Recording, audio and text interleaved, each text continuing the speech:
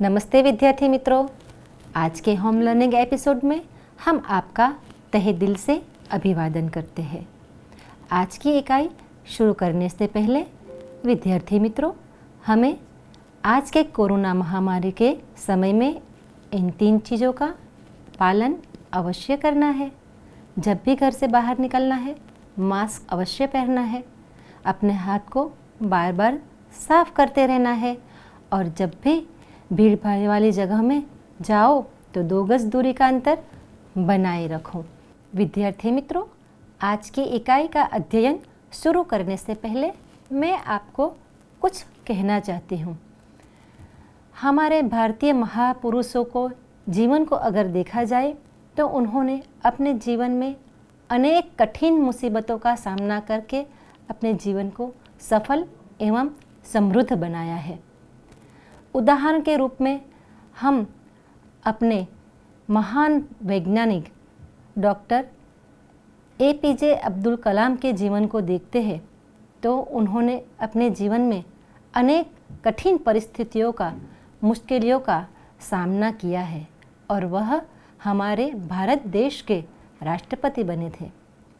विद्यार्थी मित्रों, APJ अब्दुल कलाम साहब ने इन 5 वाक्यों को अपने जीवन में उतारा था, आत्मसात किया था और अपने जीवन को सफल बनाया था। तो इन 5 वाक्यों को हमारे दिन की शुरुआत में उनको याद कर कर अपने जीवन में उनको उतारना है। सबसे पहला वाक्य हम देखेंगे, speak 5 line to yourself every morning. हर सुबह हमें इन 5 लाइन को याद करना है और अपने जीवन में उतारना है। दुनिया में हर इंसानों के मुताबिक मैं सर्वश्रेष्ठ हूँ। I am the best. I can do it. कोई भी काम आए, कोई भी परिस्थिति हो, हमें अपने मन को कहना है कि यह काम मैं कर सकता हूँ। I can do it.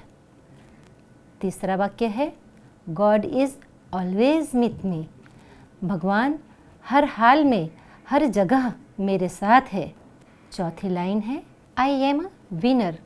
हर काम की शुरुआत में आपको आत्मविश्वास से कहना है कि इस काम में मैं अवश्य विजेता बनूंगा। Today is my day. हर दिन हमारा है, हर दिन मेरा है। इसी हिसाब से हमें अपने प्रत्येक दिन की और हमारे जीवन की नींव तैयार करनी है। विद्यार्थी मित्रों, इन 5 लाइनों को जानने के पश्चात मैं आपको एक कविता के माध्यम से भी हमारे जीवन को उत्कृष्ट बनाने का एक संदेश देना चाहती हूँ। वह कविता हमारे राष्ट्र कवि, हिंदी के सुप्रसिद्ध जाने माने कवि श्री सोहनलाल द्विवेदी जी की लोकप्रिय कविता है, जिन्होंने आपने पिछले वर्षों में उस कविता का अध्ययन कर चुके हैं। हमारी जो इकाई है उससे भी वह बहुत निकटता से संबंध रखती है। अतः अब हम उस कविता का ध्यान से देखेंगे और समझेंगे। तो चलिए हम उस लोकप्रिय कविता को देखते हैं और समझते हैं।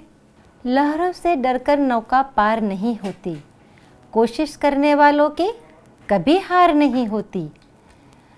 नन्ही चींटी जब दाना लेकर चलती है, चढ़ती दीवारों पर 100 बार फिसलती है। मन का विश्वास रगों में साहस भरता है, चढ़कर गिरना, गिरकर चढ़ना ना अखरता है। आखिर उसकी मेहनत बेकार नहीं होती, कोशिश करने वालों की कभी हार नहीं होती। असफलता एक चुनौती है, स्वीकार करो। क्या कमी रह गई देखो और सुधार करो। जब तक न सफल हो, नींद चैन को त्यागो तुम। संघर्ष का मैदान छोड़ मत भागो तुम। कुछ किए बिना ही जय जयकार नहीं होती, कोशिश करने वालों की कभी हार नहीं होती। तो विद्यार्थी मित्रों, इन 5 वाक्यों और इस कविता से हमने जान लिया है कि अगर जीवन में सफल होना है, जीवन को हमें एक अद्वितीय बनाना है, तो हमें अनेक संघर्षों का सामना डट कर करना है। और इसी से संबंधित आज काव्य है इकाई 6। आप सब विद्यार्थी मित्रों के पास अपनी पाठ्य पुस्तक होगी। वो अपनी पाठ्य पुस्तक का 33वें नंबर का पेज अब आप निकालेंगे। क्रम है इकाई 6। कविता का नाम है तूफानों की और। इस कविता के कवि है शिव मंगल सिंह सुमन। सुमन कविवर का उपनाम है। विद्यार्थी मित्रों, हम कवि का परिचय प्राप्त करेंगे। तो चलिए कवि का परिचय प्राप्त करने के लिए यह वीडियो देखते हैं। मित्रों, इस कविता के कवि है श्री शिव मंगल सिंह। उनका उपनाम सुमन है। उनका जन्म 5 अगस्त 1915 को उत्तर प्रदेश के उन्नाव जिले के झगरपुर गांव में हुआ था। 27 नवंबर 2002 को उनकी मृत्यु हुई। कवि श्री ने बनारस हिंदू विश्वविद्यालय से एमए, पीएचडी की पदवी प्राप्त की। अनेक अध्ययन संस्थाओं, विश्वविद्यालयों तथा हिंदी संस्थान में उच्चतम पदों पर कार्य किया तथा अनेक देशों की यात्रा की। 1974 में मिट्टी की बारात पर साहित्य अकादमी तथा 1993 में भारत भारती पुरस्कार से सम्मानित किया। 1974 में भारत सरकार द्वारा पद्मश्री से सम्मानित किया गया था। उनकी प्रमुख कृतियों में हिल्लोल, जीवन के गान, युग का मोल, प्रलय सृजन, विंध्य हिमालय, मिट्टी की बारात, वाणी की व्यथा है। विद्यार्थी मित्रों, शिव मंगल सिंह सुमन कृत हमारे आज की इकाई तूफानों की और कविता है। तो क्यों ना कविता को गाया जाए। अब हम काव्य का गान करेंगे। तो चलिए हम काव्य गान आपको बताते हैं। आपको भी इस हमारे साथ गुनगुनाना है। काव्य गान करते हैं। चलिए।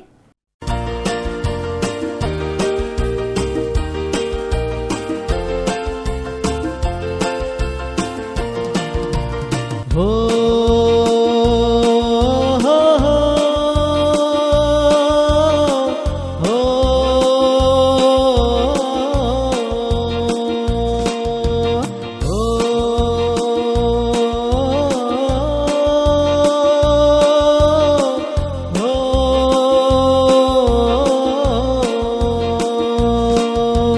तूफानों की और घुमा दो नाविक निज पतवार। तूफानों की और घुमा दो नाविक निज पतवार।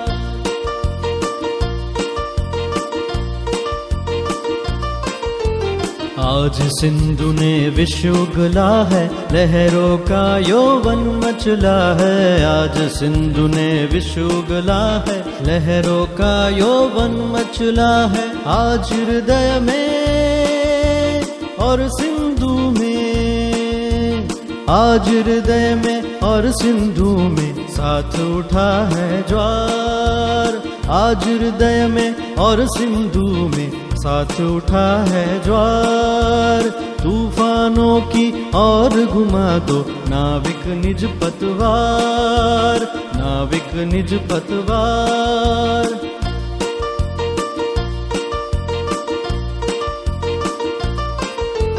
लहरों के स्वर में कुछ बोलो, इस अंधड़ में साहस तोलो। लहरों के स्वर में कुछ बोलो, इस अंधड़ में साहस खोलो। कभी कभी मिलता जीवन में,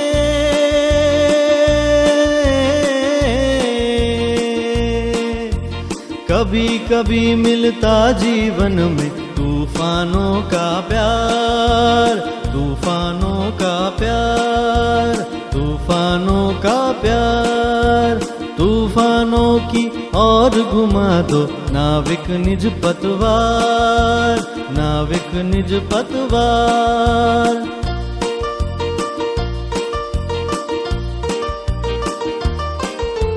यह असीम निज सीमा जाने, सागर भी तो यह पहचाने। यह असीम निज सीमा जाने, सागर भी तो यह पहचाने। मिट्टी के पुतले मानव ने,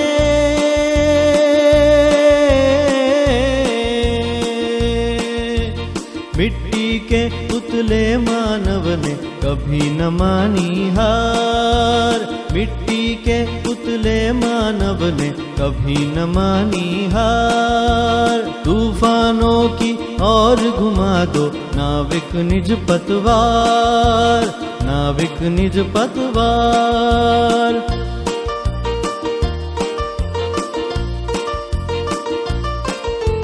सागर की अपनी क्षमता है, यह माझी भी कब थकता है। सागर की अपनी क्षमता है, यह माझी भी कब थकता है। जब तक सांसों में स्पंदन है, उसका हाथ नहीं रुकता है। जब तक सांसों में स्पंदन है, उसका हाथ नहीं रुकता है। इसके ही बल पर कर डाले,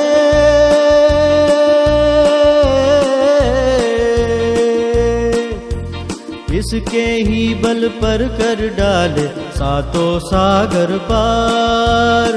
इसके ही बल पर कर डाले सातों सागर पार। तूफानों की और घुमा दो नाविक निज पतवार। तूफानों की और घुमा दो नाविक निज पतवार, नाविक निज पतवार, नाविक निज पतवार।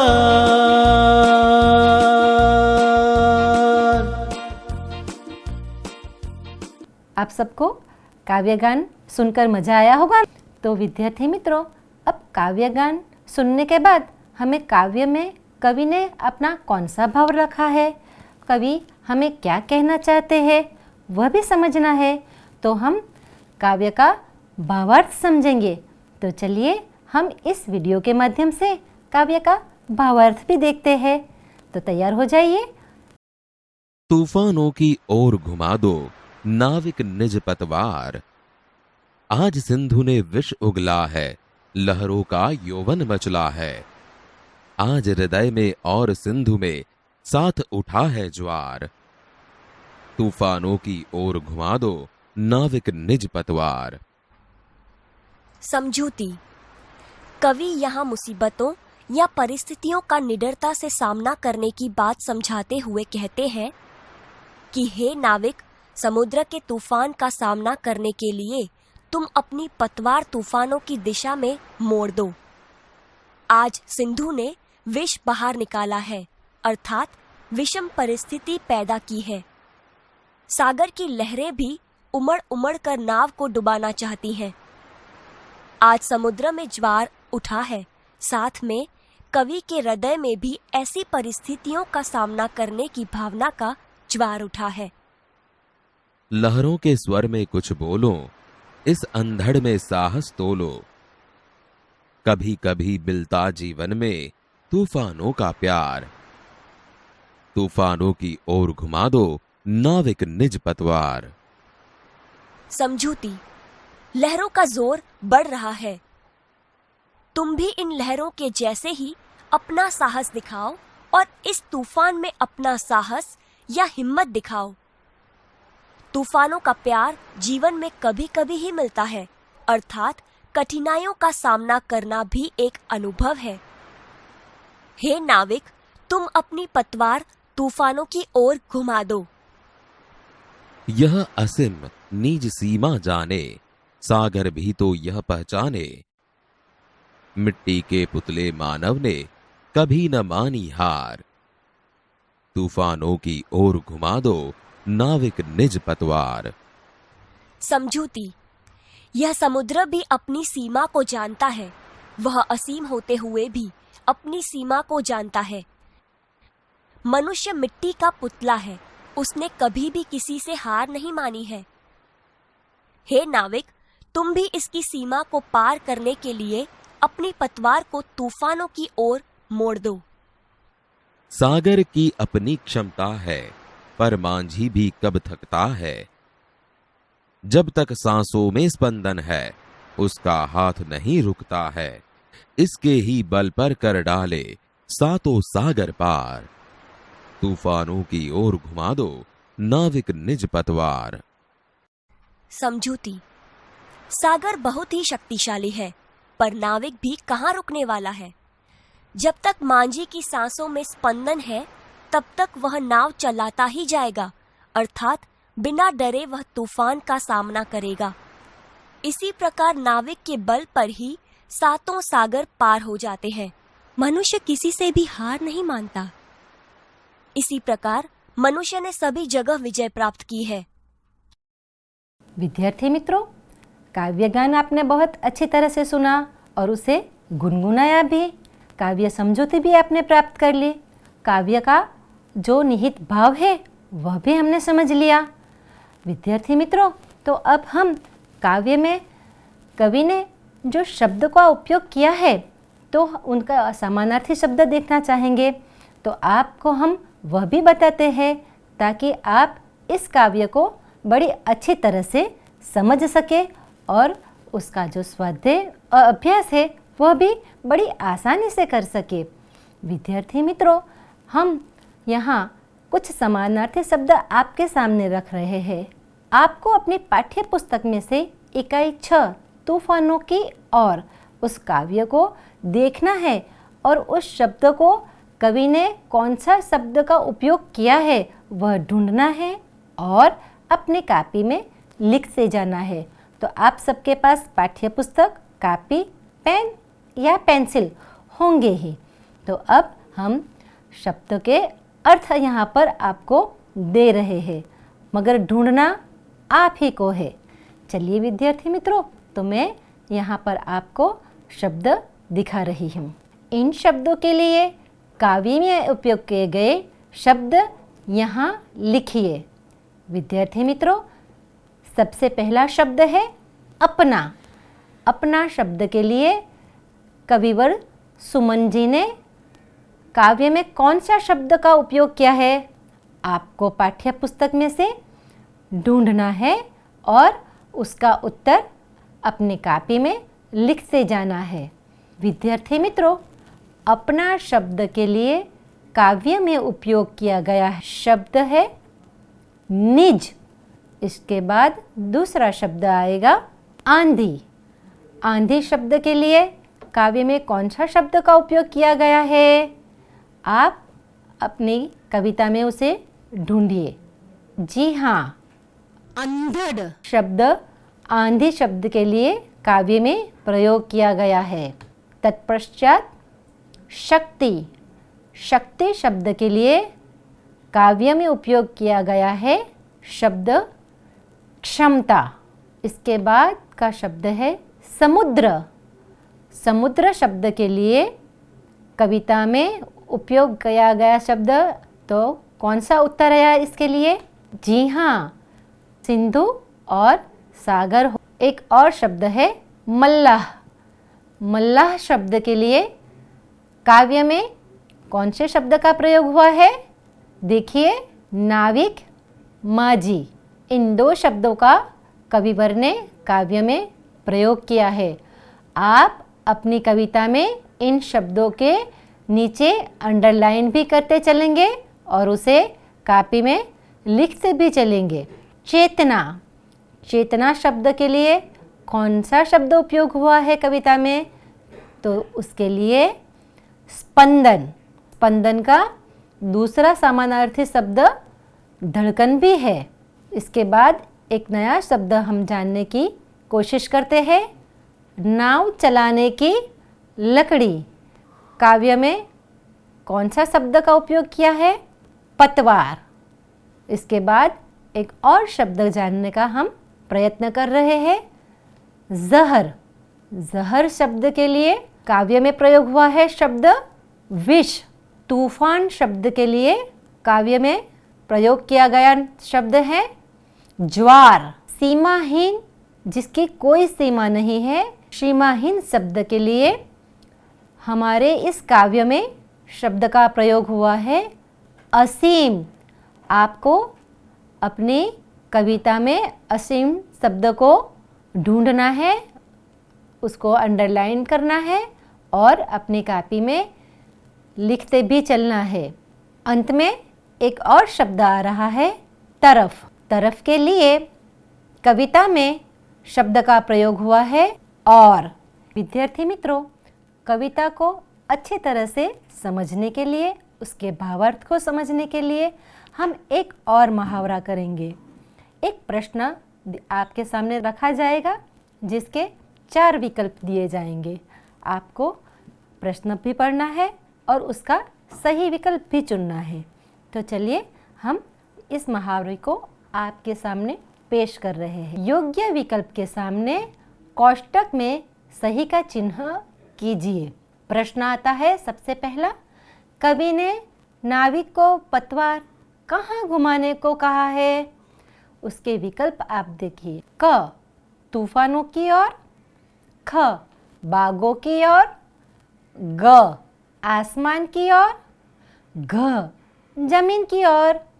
तो इन 4 विकल्पों में से सही उत्तर आपको पता चल ही गया होगा। कवि ने नाविक को पतवार तूफानों की ओर घुमाने को कहा है, तो इसका सही उत्तर होगा क। तो आपको कोष्टक में क के सामने सही का निशान करना है। प्रश्न दूसरा आता है हमारे सामने, आप स्क्रीन पर देख सकते हैं। विष किसने उगला है? विकल्प क नागिन ने, ख सिंधु ने, ग नागिन ने, घ धरती ने। तो आपको अब पता चल गया होगा कि विष सिंधु ने उगला है। इस प्रश्न का सही विकल्प ख है, विष सिंधु ने उगला है। तीसरा प्रश्न आपके सामने रख रहे हैं, कवि ने मिट्टी का पुतला किसे कहा है? इसके विकल्प है क अंबर को, ख माझी को, ग सागर को, घ मानव को। विद्यार्थी मित्रों, इसका उत्तर भी आप जान चुके होंगे कि कवि ने मिट्टी का पुतला मानव को कहा है। तो विकल्प घ इसका सही उत्तर होगा। आपको अपनी कॉपी में घ के सामने जो कोष्टक दिया है उसमें सही का चिन्ह करना है। प्रश्न चौथा आ रहा है आपकी स्क्रीन पर, देखिए। जीवन में किसका प्यार कभी कभी मिलता है? आपके सामने विकल्प आ रहे हैं। क माता का, ख मित्र का, ग पिता का, या घ तूफानों का। तो यहाँ हमारा सही उत्तर होगा जी, बिल्कुल सही, तूफानों का। जीवन में तूफानों का प्यार कभी कभी मिलता है। तो सही उत्तर घ है। आप घ के सामने कोष्टक में सही का चिन्ह कर सकते हैं। विद्यार्थी मित्रों, हमने शब्दार्थ के माध्यम से और प्रश्न के विकल्प के माध्यम से भी इस कविता का भावार्थ समझने का प्रयत्न किया है। और इसके बाद हम एक चित्र यहाँ पर आपके सामने रखेंगे। आपने इसका मुहावरा भी कई बार अपने वर्गखंड में किया होगा कि चित्र के आधार पर आप उससे संबंधित कुछ वाक्य बनाते होंगे, कुछ परिच्छेद बनाते होंगे या फिर निबंध लिखते होंगे। तो विद्यार्थी मित्रों, आपकी मौलिक शक्ति का, आपकी अभिव्यक्ति का, आपकी विचार शक्ति का विकास हो, इस हेतु से यहाँ पर एक चित्र आपके सामने प्रस्तुत कर रहे हैं। तो वह आपको देखना है और कुछ शब्द भी दिए जाएंगे जिसके माध्यम से आप इन शब्दों के उपयोग से एक कहानी लिख सकते हैं और वह कहानी अपने माता पिता, भाई बहन और अपने मित्रों को सुना सकते हैं। तो चलिए देखिए, बहुत खूबसूरत सा एक चित्र आपके सामने है जो आपकी पाठ्य पुस्तक में भी है। चलो तो कुछ शब्द भी आपको देते हैं। सुबह, घर, मेला, खिलौने वाला, ढेर सारे, बच्चे, जागना, जगाना, खरीदा, खुश, मुर्गा, बक्सा, बांग। विद्यार्थी मित्रों, इन शब्दों की सहायता से आपको एक कहानी लिखनी है, मगर यह काम आपको अभी नहीं करना। यह एपिसोड खत्म हो जाने के बाद गृह कार्य के रूप में आपको यह कहानी लिखना है। विद्यार्थी मित्रों, इन चित्र की मदद से और इन शब्दों की सहायता से आपको एक छोटी सी कहानी लिखना है। इस एपिसोड के खत्म होने के बाद गृह कार्य के रूप में आप यह काम कर सकते हैं। विद्यार्थी मित्रों, आज के इस एपिसोड में आपने बहुत अच्छी तरह से तूफानों की और कविता का पठन कर लिया है। अच्छा विद्यार्थी मित्रों, तो अब बारी है आज के एपिसोड के आज के सवाल की। तो आज का सवाल आपके सामने रख रहे हैं। आज का सवाल, इस कविता के कवि कौन है? 1. पंडित सोहनलाल द्विवेदी। 2. शिव मंगल सिंह सुमन। 3. रामधारी सिंह दिनकर। 4. पंडित भरत व्यास जी। धन्यवाद मित्रों।